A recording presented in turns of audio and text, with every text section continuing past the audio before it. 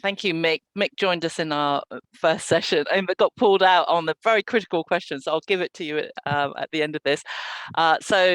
Basically, we talked about knowing who the investors are, and and being able to access those large companies through like an open source list of investors. I like the fact that for there's a climate tech festival with that can bring together the climate curious. What a great inspiring way to present it, because we know that there is an opportunity for if we could build some of the companies that they committed a $1 million per year investment, not just push us to the foundations of the company, but an actual procurement program, as we said. How fantastic would that be?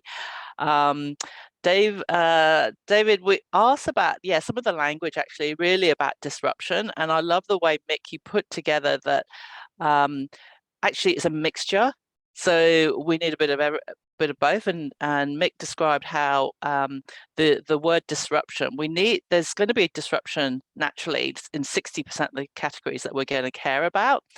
But we also need then the partnerships, and we said in the categories of like energy and grid, we need them to transform with us. So yes, it's a bit of a mix in terms of that wording.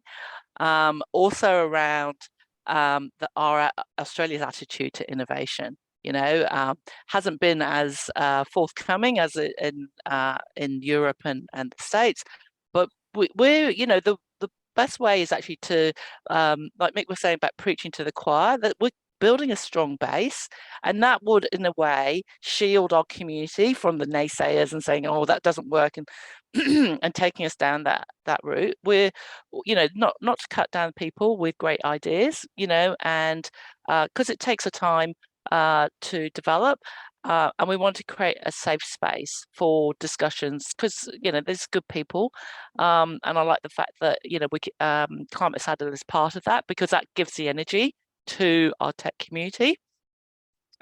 We also talked about how Australia has pushed away talent for the last 20 years, but we also recognize that there are Australians coming back. I know I've got Mick is one, and I know I've got another tech friend who's come back and said had to leave the US, and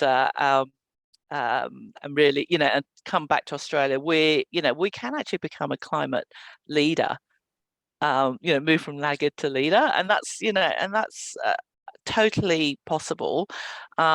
We have good politicians. That the community is now moving. We did a big change in our government, and so some actionable strategies are coming along, and I think that corporate values is now changing. That's going to bring a change in the whole movement. I like the fact that, so our question was, because we actually had Dylan from New South Wales Government and the Clean Tech Innovation, and his question was around, really sort of that VC space is quite difficult.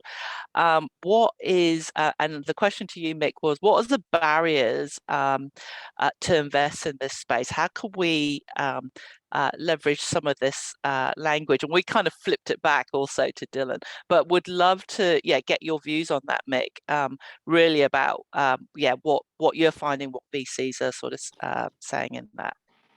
Yeah, I mean, very briefly, it is great to see the New South Wales government leading the way with the net zero venture fund, 20 million, matching 20 million, and that's going to help. Main Sequence has helped, Investable has helped. There are some good investors in the space. The challenge is that investing is a massively lagging indicator.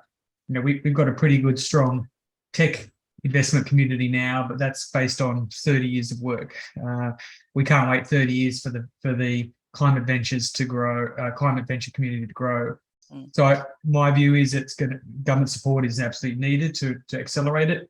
I think getting family offices and high net worths, I think appealing to the generation that are heading towards retirement and thinking about leaving their inheritance to their kids, the take that inheritance and invest it in the climate tech industry is probably the best investment you can make for your grandkids. And that's it's not an excuse. It's just the bench, like getting superannuation funds to invest in first-time funds that are climate specialist is really challenging, because it's kind of almost illegal to do it, right? They've got to be very risk averse. So I think it has to come from other people being bolder. And I think government, angel investors, high net worths, family offices are the most likely to be able to put a required, my view is it's $200 to $250 million across Australia in the next 2 years to be invested. And Climate Salad, we're looking to put a first fund together, but even a $10 million fund for us would be ambitious, starting from zero. But again, we need 250 million, so we need to fill that gap. But looking to people like, again, James Stewart's on this call. He worked with global venture firms and helps them get access to Australian companies. More people playing in that conduit role is really key. And I think one of the big things is recognizing that there's going to be a big uplift in the value of these companies when the market catches up. So it's not philanthropy; it's absolutely doable. So, James, you want to make a comment about that?